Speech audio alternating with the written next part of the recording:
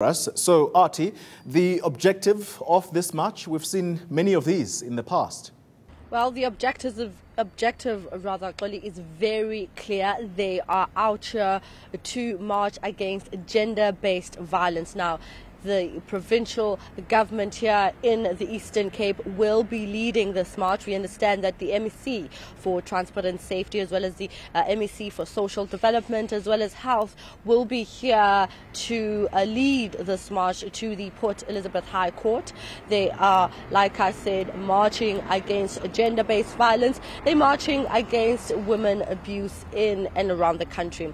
Now, they are expected to gather here at the corner of Govan Mbeki Road and Albany Road. We have seen a number of police vans that have been making the rounds as well, clearly showing that they will also be present during this march.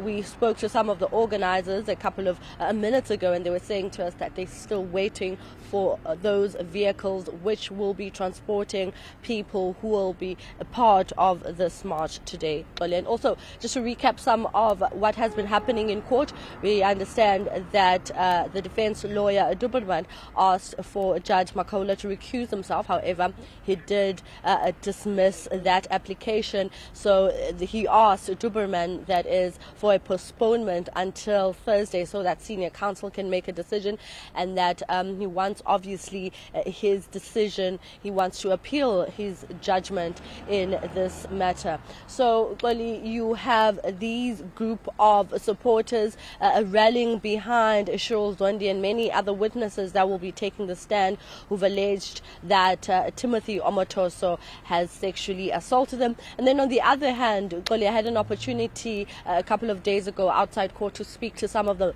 congregants from Timothy's church, and they were saying to us that they're waiting for justice to take its course and that they're not out here to incite any violence, because there has been some scuffles and fights between the two opposing groups here in Port Elizabeth. So we are yet to hear from the church. We've sent them various emails to try and get them to respond and give comment on what has been happening throughout their pastor's trial. They will get back to us by the end of today. Well, Artie, there's been lots of talk about the treatment of the complainant here, Cheryl Zondi, thus far, especially the line of questioning from the defense lawyer, Peter Doberman. The objective of marching to the court, is it to purely raise or just raise awareness, or are they going to be handing over a memorandum to some court official? Well, it's to raise awareness, Oli, around the fact that a lot of women in and around the country are faced with similar situations where a lot of them are raped, a lot of them are very scared to even come forward following some of these incidents happening to them. So they are just, trying to raise awareness and trying to make sure that all women who allege that they have been raped and that have been sexually assaulted, urging them to come forward, saying that all government structures should try to support them. We know that the minister in the presidency, Batabile Dlamini, was also in court a couple of days ago, and she's saying that there will be hearings held nationally, specifically targeting kind of like all the faith or all the religious churches that where people feel that they have been sexually assaulted from those religious churches. They're saying that women should come forward and speak up